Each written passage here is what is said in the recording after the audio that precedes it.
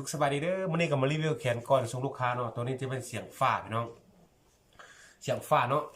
มันทดลองมึงเสียงแขนจิเป้าลายเหยื่อก่อนเนาะก่อนส่งลูกค้ามันรีวิวเบิ่งก่อน